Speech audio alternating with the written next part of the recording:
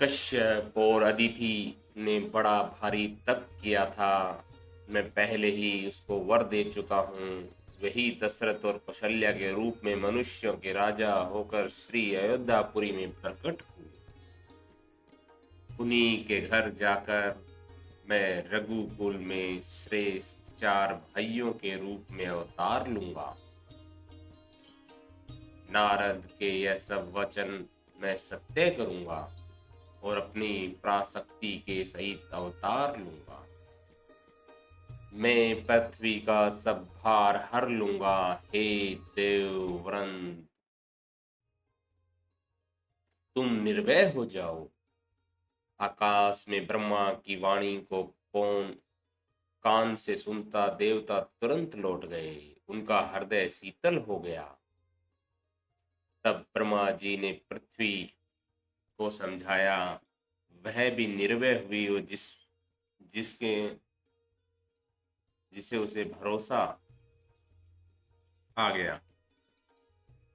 देवताओं को यही सिखाकर कि वानरों का शरीर धर धर कर तुम लोग पृथ्वी पर जाकर भगवान के चरणों की सेवा करो, ब्रह्मा जी अपने लोक को चले गए।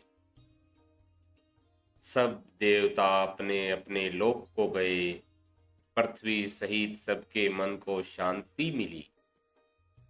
ब्रह्मा जी ने जो कुछ आज्ञा दी उससे देवता बहुत प्रसन्न हुए और उन्होंने देर नहीं की। पृथ्वी पर उन्होंने वानर देह धारण की। उनमें अपार बल और प्रताप था। सभी सूरवीर थे। पर्वत वृक्ष और नख ही उनके वस्त्र थे। वे धीर बुद्धि वाले भगवान के आने की राह देखने लगे। वे पर्वतों और जंगलों में जहां तहां अपनी अपनी सुंदर सेना बनाकर भरपूर छा गए। यह सब बहुत सुंदर चरित्र मैंने कहा। अब वह चरित्र सुनो जिसे बीच में ही छोड़ दिया था। अवधपुरी में रघुकुल शिरोमणि दशरथ नाम के राजा हुए, जिनका नाम वेदों में विख्यात है। वे धर्म धुरंधर गुणों के भंडार और ज्ञानी थे। उनके हृदय में श्रान धनुष धारण करने वाले भगवान की शक्ति थी तो उनकी बुद्धि भी उन्हीं में लगी रहती थी। उनकी कौशल्या आदि प्रिय रानियां सभी पवित्र आचरण वाली थी। वे विनीत और पति के अनुकूल चलने वाली थी और श्री हरि के चरण कमलों में उनका सुदृढ़ प्रेम था। एक बार राजा के मन में बड़ी ग्लानि हुई कि मेरे पुत्र नहीं है। राजा तुरंत ही गुरु के घर गए और चरणों में प्रणाम कर बहुत विनय की। राजा ने अपना सारा सुख दुख गुरु को सुनाया। गुरु वशिष्ठ जी ने उन्हें बहुत प्रकार से समझाया और कहा, धीरज रखो, तुम्हारे चार पुत्र होंगे जो तीनों लोकों में प्रसिद्ध और भक्तों के भय को हरने वाले होंगे। वशिष्ठ जी ने श्रृंगी ऋषि को बुलाया और उनसे शुभ पुत्र का मोक्ष यज्ञ करवाया। मुनि के भक्ति सहित आहुतियां देने पर अग्निदेव हाथ में चरु हविष्यान खीर लिए प्रकट हुए और दशरथ से बोले, वशिष्ठ जी ने हृदय में जो कुछ विचारा था तुम्हारा सब काम सिद्ध हो गया है। हे राजन, तुम जाकर इस हविष्यान यानी पायस को जिसको जैसा उचित हो वैसा भाग बांट कर दो। तदंतर अग्निदेव सारी सभा को समझाकर अंतर ध्यान हो गए। राजा परमानंद में मगन हो गए। उनके हृदय में हर्ष समाता न था। उसी समय राजा ने अपनी प्यारी पत्नियों को बुलाया। कौशल्या आदि सब रानियां वहां चली आई। राजा ने पायस का आधा भाग कौशल्या को दे दिया और शेष आधे के दो भाग किए। वह उनमें से एक भाग राजा ने कैकेयी को दिया। शेष जो बचा रहा उसके फिर दो भाग हुए और राजा ने उसको कौशल्या और कैकेयी के हाथ पर रखकर अर्थात उनकी अनुमति लेकर और इस प्रकार उसका मन प्रसन्न करके सुमित्रा को दे दिया। इस प्रकार सब स्त्रियां गर्भवती हुई, वे हृदय में बहुत हर्षित हुई। उन्हें बड़ा सुख मिला। जिस दिन से श्री हरि की लीला से गर्भ में आए, सब लोकों में सुख और समृद्धि छा गई। शोभा, शील और तेज की खान बनी हुई सब रानियां महल में सुशोभित हुई। इस प्रकार कुछ समय सुखपूर्वक बीता और वह अवसर आ गया जिसमें प्रभु को प्रकट होना था। योग, लगन, ग्रह, वार और तिथि सभी अनुकूल हो गए। जड़ और चेतन सब हर्ष से भर गए। श्री राम का जन्म सुख का मूल है। पवित्र चैत का महीना था। नवमी तिथि थी। शुक्ल पक्ष और भगवान का प्रिय अभिजीत मुहूर्त था। दोपहर का समय था। न सर्दी थी, न धूप, न गर्मी थी। वह पवित्र समय सब लोगों को शांति देने वाला था। शीतल, मंद और सुगंध पवन बह रहा था। देवता हर्षित थे और संतों के मन में चाव था। वन फूले हुए थे। पर्वतों के समूह मणियों से जगमगा रहे थे और सारी नदियां अमृत की धारा बहा रही थी। जब ब्रह्मा जी वहां भगवान के प्रकट होने का अवसर जाना, तब उनके समेत सारे देवता विमान सजा सजा कर चले। निर्मल आकाश देवताओं के समूह से भर गया। गंधर्वों के दल गुणों गुणों का गान करने लगे और सुंदर अंजलियों में सजाकर पुष्प बरसाने लगे। आकाश में गमागम नगाड़े बजने लगे। नाग, मुनि और देवता स्तुति करने लगे और बहुत प्रकार से अपनी अपनी सेवा भेंट करने लगे। देवताओं के समूह विनती करके अपने अपने लोक में जा पहुंचे। समस्त लोगों को शांति देने वाले जगदाधार प्रकट हुए। तीनों पर दया करने वाले कौशल्या जी के हितकारी कृपालु प्रभु प्रकट हुए। मुनियों के मन को हरने वाले उनके अद्भुत रूप का विचार करके माता उन हर्ष से भर गई। नेत्रों को आनंद देने वाला मेघ के समान श्याम शरीर था। चारों भुजाओं में अपने खास आंसू धारण किए हुए थे। दिव्य आभूषण और वनमाला पहने हुए थे। बड़े बड़े नेत्र थे। इस प्रकार शोभा के समुद्र और खर राक्षसों को मारने वाले भगवान प्रकट हुए। दोनों हाथ जोड़कर माता कहने लगी, हे अनंत, मैं किस प्रकार तुम्हारी स्तुति करूं। वेद और पुराण तुमको माया, गुण और ज्ञान से प्रे और प्रमाण रहित बतलाते हैं। श्रुतिया और संजन, दया और सुख का समुंदर, सब गुणों का धाम कहकर जिनका गान करते हैं, वहीं भक्तों पर प्रेम करने वाले लक्ष्मीपति भगवान मेरे कल्याण के लिए प्रकट हुए हैं। वेद कहते हैं कि तुम्हारे प्रत्येक रोम में माया के रचे हुए अनेक ब्रह्मांडों के समूह हैं। वे तुम मेरे गर्भ में रहे। इस हंसी की बात के सुनने पर धीर विवेक पुरुष की बुद्धि भी सितर नहीं रहती, विचलित हो जाती है। जब माता को ज्ञान उत्पन्न हुआ तब प्रभु मुस्कुराए।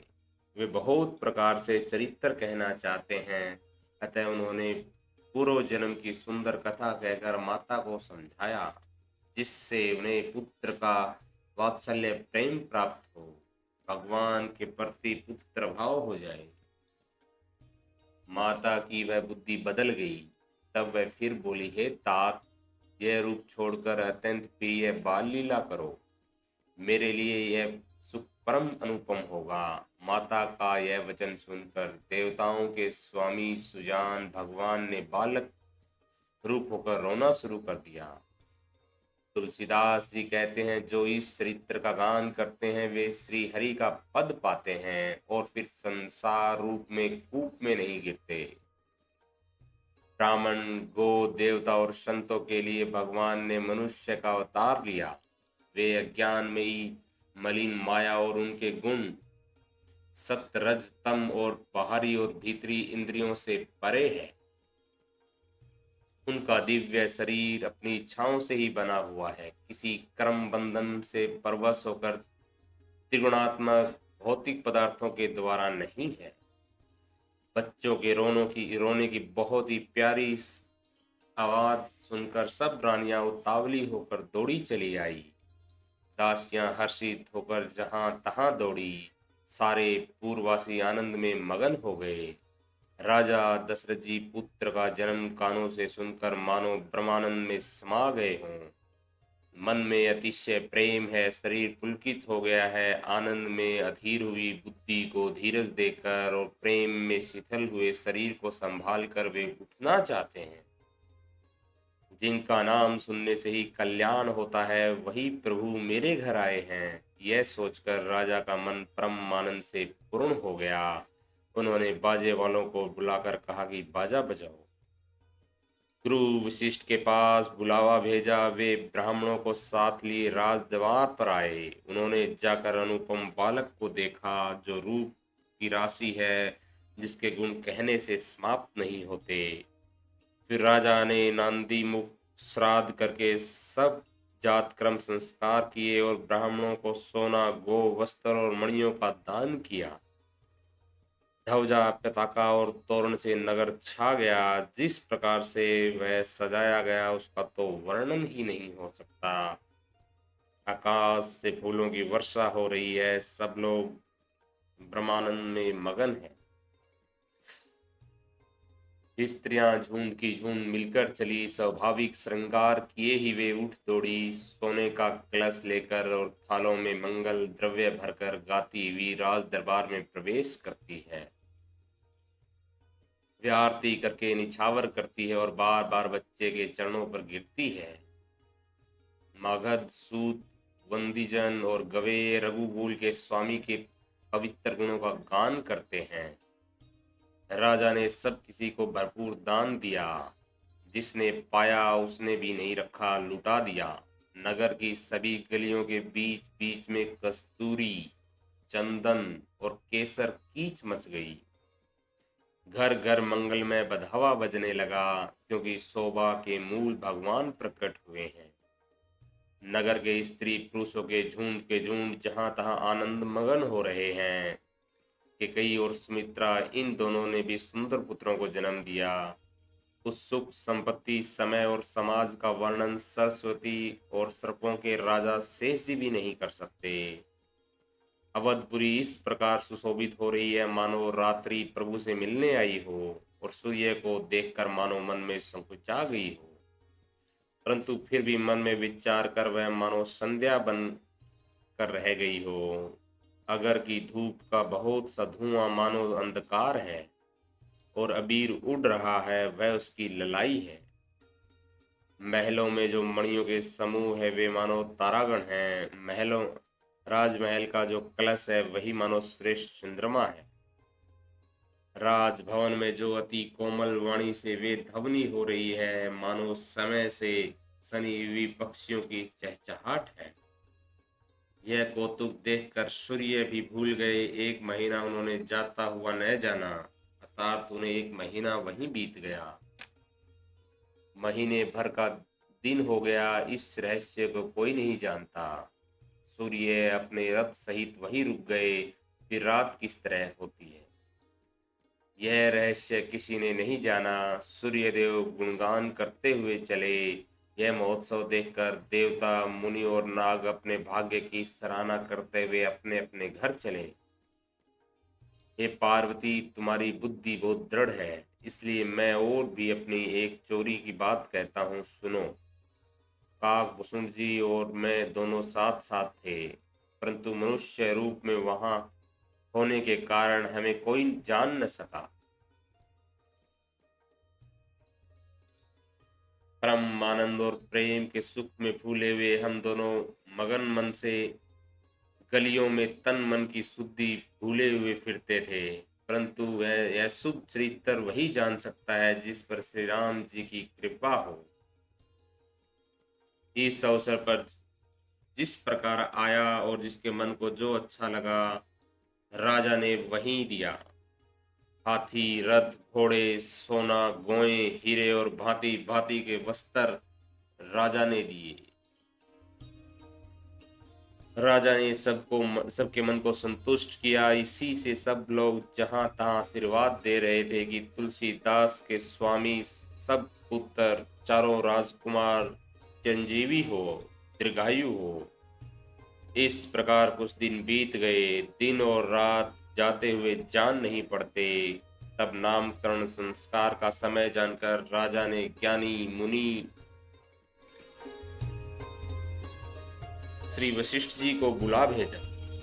मुनि की पूजा करके राजा ने कहा, हे मुनि, आपके मन में जो विचार रखे हैं वे नाम रखिए। मुनि ने कहा, हे राजन, इसके अनेक उपनाम हैं, फिर भी मैं अपनी बुद्धि के अनुसार कहूंगा।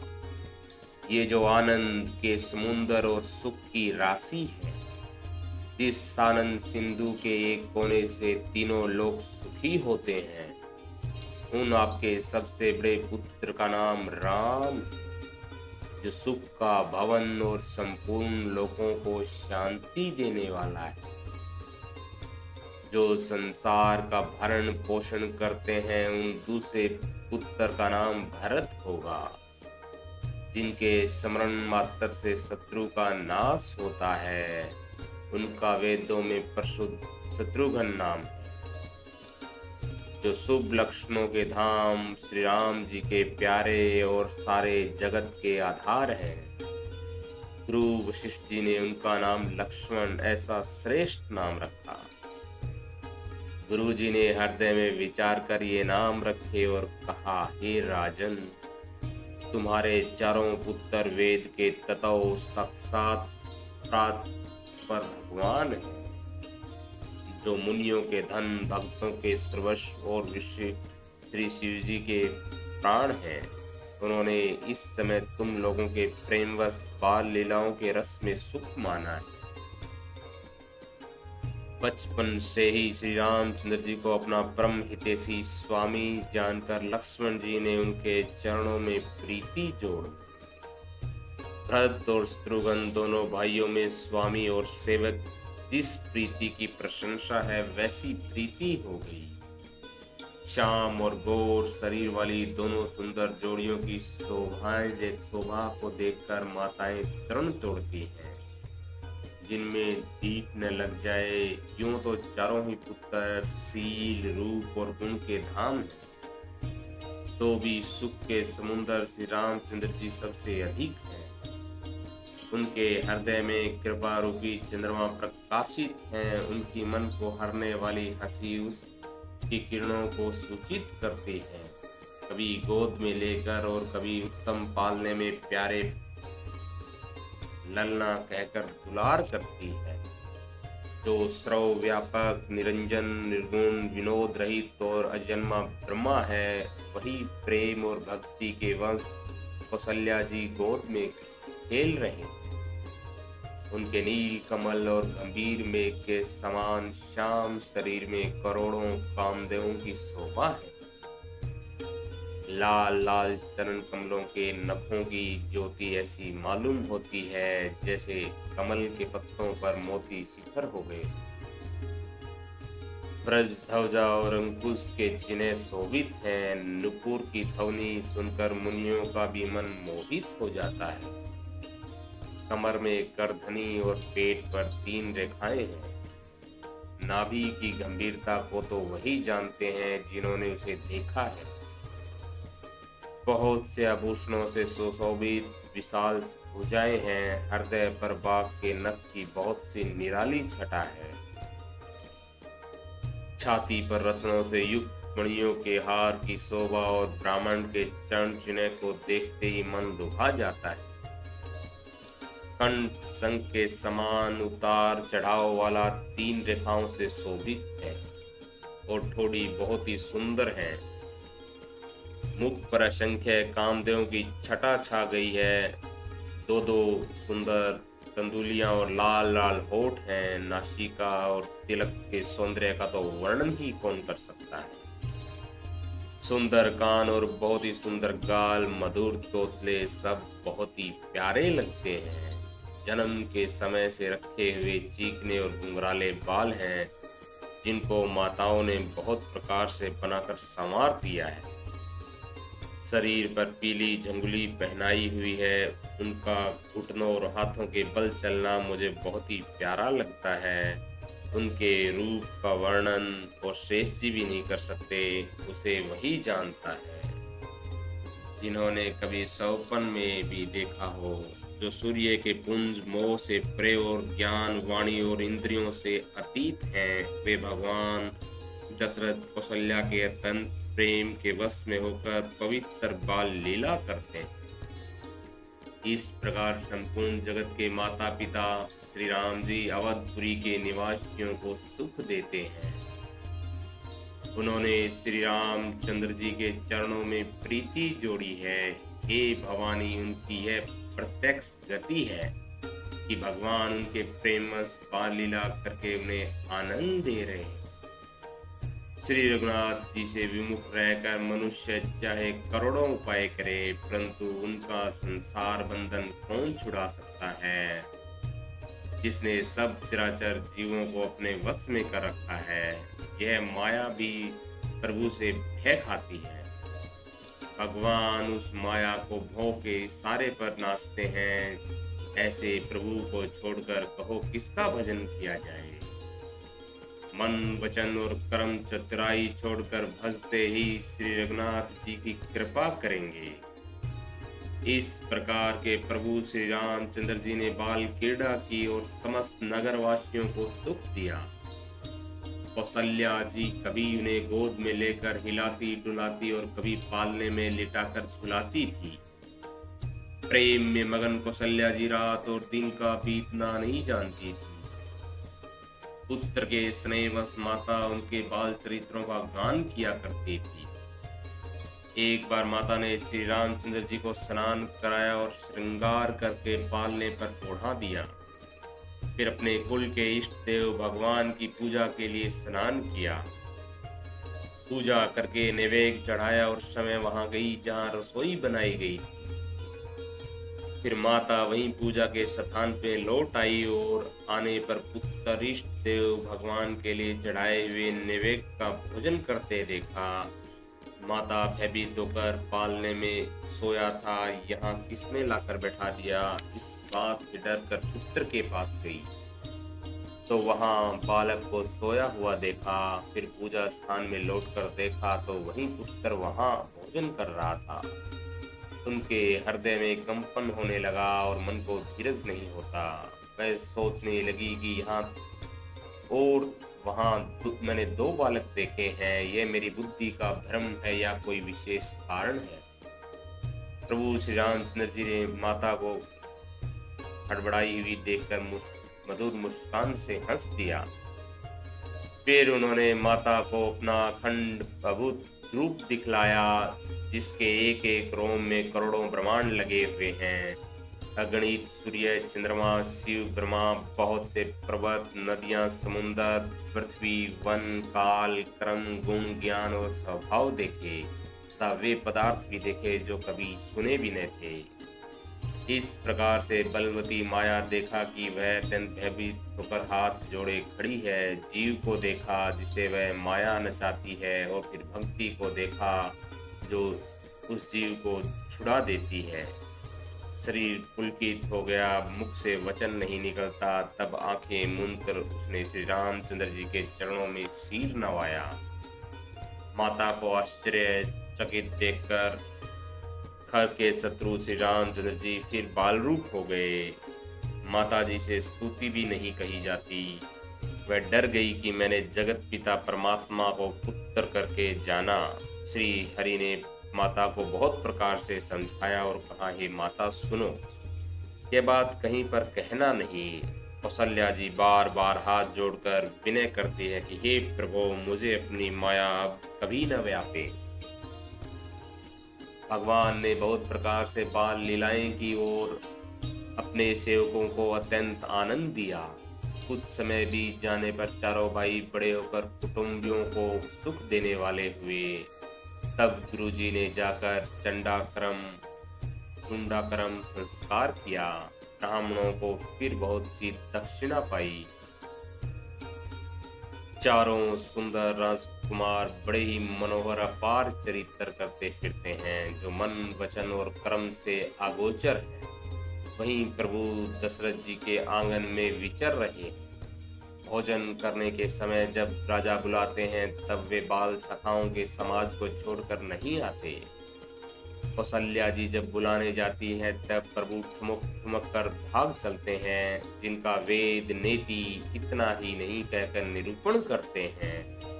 और शिव जी ने जिनका अंत नहीं पाया, माता उन्हें हठपूर्वक पकड़ने के लिए दौड़ती है।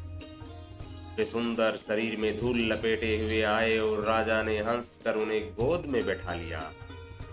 भोजन करते हैं पर चित चंचल हैं। अवसर पाकर मुंह में दही भात लटकाए किलकारी मारते हुए इधर उधर भाग चले। श्री रामचंद्र जी की बहुत ही सरल और सुंदर मन भावी बाल लीलाओं का सरस्वती से श्री शिव जी और वेदों ने गान किया है। जिनका मन उन लीलाओं में अनुरूप नहीं हुआ, विधाता ने उन मनुष्य को वंचित कर दिया है, नितांत भाग्यहीन बनाया है।